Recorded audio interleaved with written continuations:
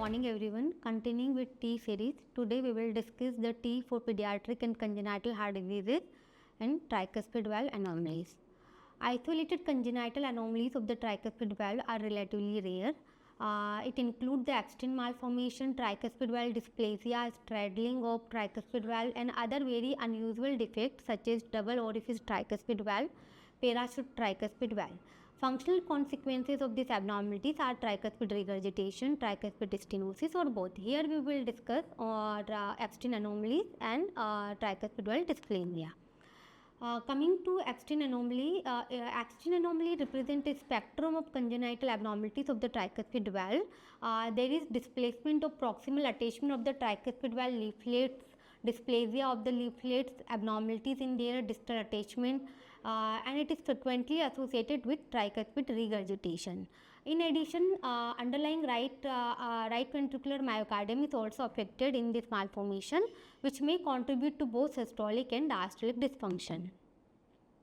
In the more common form of abstain anomaly, leftward and inferior displacement of the proximal attachment involve the septal and inferior or posterior leaflets, while the anterosuperior leaflet is usually normally attached to the annulus, but it enlarged and cell-like.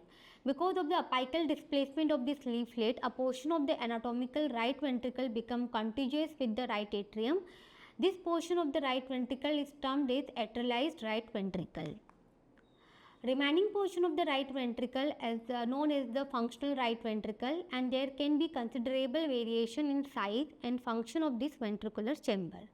The abnormal proximal insertion of the septal and inferior or posterior leaflet leads to an abnormal rotation of the valve superiorly, and it may result in right ventricular outflow tract obstruction due to the distal attachment of the valve.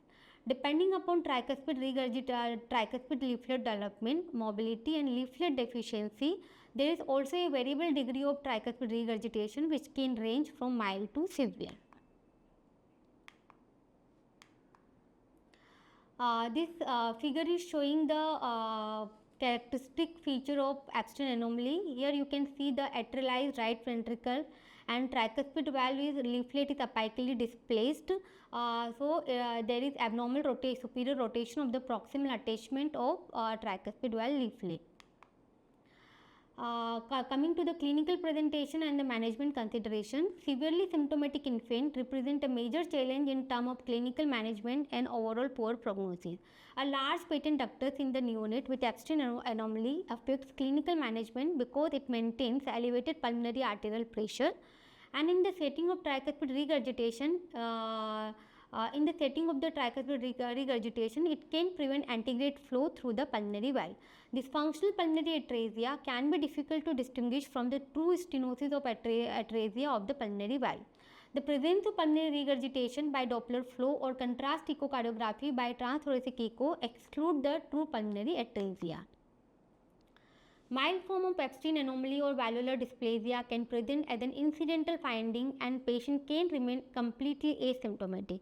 At the other end of the spectrum, some patients can have significant symptomatology associated with the functional limitations, cyanosis and arrhythmias that mandate interventions. Atrial septal defects are present in almost all patients with abstain anomaly, and it can be considered part of lesion. The direction of shunting is variable. Some patients shunt in the left to right direction at baseline, but right to left during exercise, thereby contribute to clinical presentation.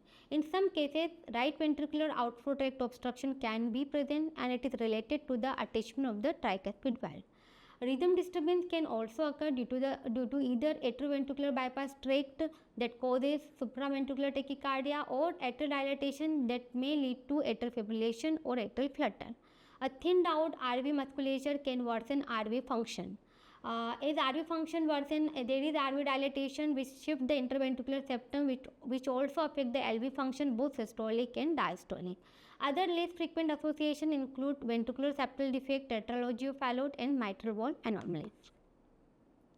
Most common early indication for surgical intervention in abstain anomaly are the presence of cyanosis and heart failure. The neonate with the concomitant anatomical RVO2 obstruction or atresia may require surgical palliation by means of systemic to pulmonary artery shunt in the form of modified Blalock-Taussig shunt. A number of different strategies have been applied to the critically ill unit with intractable heart failure resulting from severe tricuspid regurgitation. One palliative approach consists of creating functional tricuspid atresia by placing a fenestrated tricuspid valve patch in the annular position that obstruct virtually all right ventricular inflow, effectively converting the patient to a form of tricuspid valve atresia. This is known as the Starnes procedure. This procedure is performed in combination with the reduction right atrioplasty, atrial septectomy and placement of systemic to pulmonary artery shunt.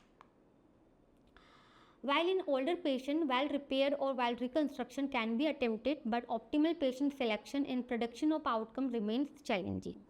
Several strategies have been reported that include creation of monocusp valve, leaflet augmentation, sliding leaflet valvuloplasties, cone repairs, plication of the atrialized right ventricle or annular reduction. In some cases, 1.5 ventricle management strategies is utilized that usually combine some form of tricuspid valvuloplasty and creation of the bidirectional cavopulmonary anastomosis, that is the BTG. Coming to the transesophageal echocardiography, comprehensive evaluation of the tricuspid valve is essential for diagnosis of external anomaly.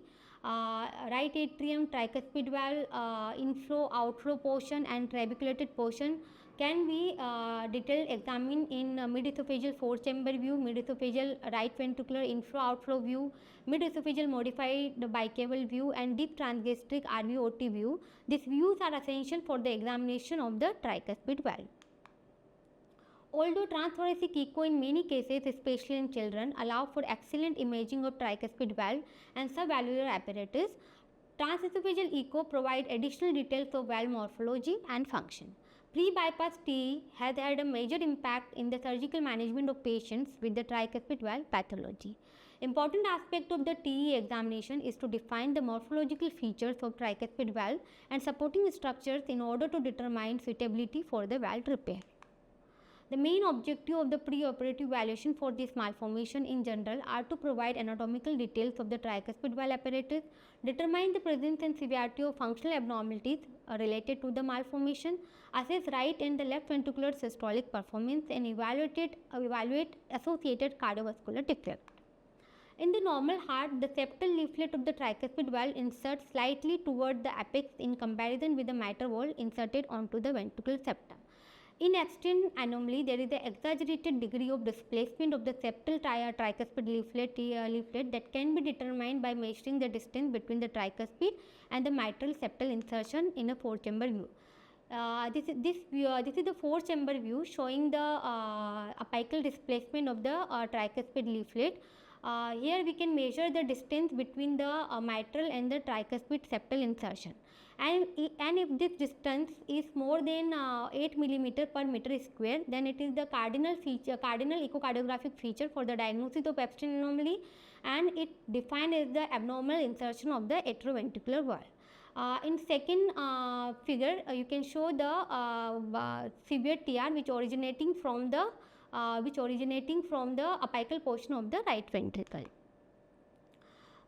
To classify the severity of Epstein anomaly, there is a several classification scheme have been developed to describe the severity of anatomical malformation, and it help guide in the operative management. The first classification described by the Carpentier, and they divide the patient into 4 groups. Type A, when there is true, when the volume of the true right ventricle is adequate. Type B, when large atrialized portion of the right ventricle but anterior leaflet moves freely. Type C, when the movement of anterior leaflet is severely restricted, and type D, when there is near complete atrialization of the right ventricle. Another classification scoring system for Epstein anomaly is Seller Measure Index. It is the echocardiographic scoring system which calculated the ratio of combined area of right atrium and atrialized right ventricle to combined area of right ventricle, left ventricle and the left atrium from apical 4-chamber view at the end diastole. If this ratio is less than 0.5, then it is grade 1. If the ratio is 0.5 to 0.9, grade 2. If the ratio is 1 to 1.49, grade 3, and if the ratio is more than 1.5, then grade is grade 4.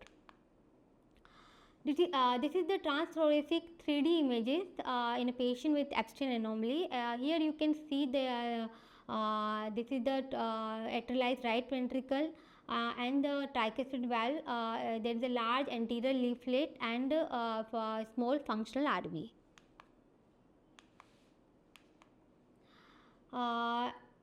In both these images is 3D transthoracic images.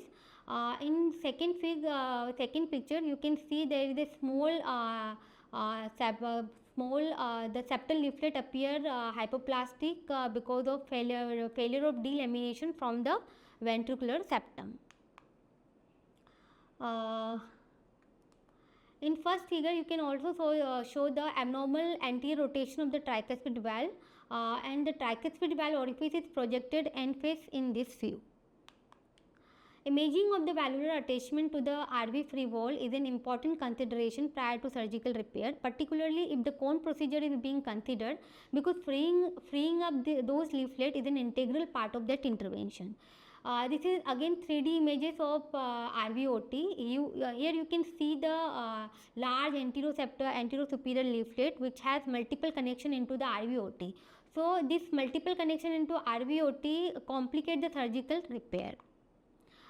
This is the RV infra-outflow view, and there is a multiple jet of tricuspid regurgitation which complicate the quantification of the tricuspid regurgitation. As we already discussed that ASD is almost present in every cases of abstinent anomaly. ASD is present. So here you can see there is a superiorly located ostrum secundum ASD, and there is left to right shunting. But in some cases during exercise the shunting may be reversed from right to left. Planning the appropriate surgical approach in abstinent anomaly is based not only on the degree of displacement of the leaflet but also on the mode of distal attachment of the anterosuperior leaflet. As indicated, the valve can be tethered by a number of caudal attachments, also referred to as hyphenated attachment.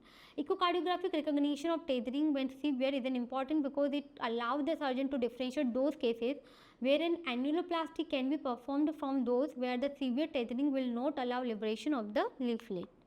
The presence of linear attachment and the leaflet tethering to the RV free wall, especially of the large anterior leaflet, can result in obstruction between the inlet and outlet portion of the right ventricle, and it precludes reconstructive type operation. The echocardiographic features of the leaflet dysplasia and this malformation include dense echo-reflection and leaflet thickening, which may be observed in almost all plans. In addition to the morphological abnormalities of the tricuspid valve, the right atrium is typically dilated in abstinent anomaly. Doppler ultrasound effectively demonstrates the tricuspid regurgitation that is present in almost all patients with this anomaly, although the severity is variable, reflecting the spectrum of disease. Spectral Doppler interrogation is essential in TE evaluation as it provides information on diastolic inflow velocities across the tricuspid valve, and it facilitates the evaluation of the systolic right ventricular outflow tract velocities and allow for estimation of right ventricular and pulmonary artery pressure. Relevant application of the spectral Doppler in this setting also consists of assessment of the LVOT velocities to exclude obstruction resulting from septal shifting. In some cases, left ventricle can be compressed, exhibiting a pancake appearance. An important aspect of the preoperative evaluation is the assessment of the functional state of right ventricle in terms of chamber volume and the systolic performance. A common finding in this lesion is a reduction in the size of functional right ventricle, particularly in cases when there is an obstruction to right ventricular output. Also consider surveillance of LV performance, as functional impairment may coexist resulting from altered geometry due to the ventricular septal shift and the pancaking that occurs. Now coming to the dysplastic tricuspid valve, isolated congenital tricuspid regurgitation can arise from the abnormalities of the tricuspid architecture other than abstinent anomalies, including tricuspid valve dysplasia. Thickened and in tricuspid valve dysplasia, there is a thickened and malformed tricuspid leaflet and short tendinous cord. The tricuspid leaflet can adhere to the underlying myocardium, but valve has normal proximal attachment to the atrioventricular groove. The zone of tricuspid regurgitation is central, related to failure of leaflet coaptation. Clinical presentation and management consideration. The clinical presentation of the severe form of the tricuspid valve dysplasia associated with the TR mimic that of the abstinent malformation. However, the underlying myocardium in this lesion is usually normal. Thus, ventricular function is less likely to be compromised, leading to more favorable overall prognosis. The pathology may be amenable to surgical intervention, and it includes similar strategies to those applied in abstinent anomaly, namely valve repair, replacement or creation of the tricuspid atresia. Coming to transesophageal echocardiography, intraoperative TE plays an important role in defining the anatomy in the tricuspid valve dysplasia. Same TE views described in the evaluation of the abstinent anomaly can be utilized to assess the morphological and the functional abnormalities in this lesion. In some cases, it might be difficult to distinguish between primary tricuspid valve dysplasia and the abstinent malformation. This discrimination relies on the echocardiographic assessment of the insertion of the septal leaflet of the tricuspid valve and degree of displacement and rotation of the tricuspid valve. Leaflet insertion point and the plan of tricuspid valve proximal attachment are normal in tricuspid valve dysplasia versus displaced and rotated in the abstinent anomaly. This is the mid-esophageal RV inflow-outflow view. Here you can see there is a normal septal insertion of the tricuspid valve, and there is a lack of rotation of the tricuspid valve. And in second figure you can show the broad TR jet. This is the mid-esophageal 4-chamber view.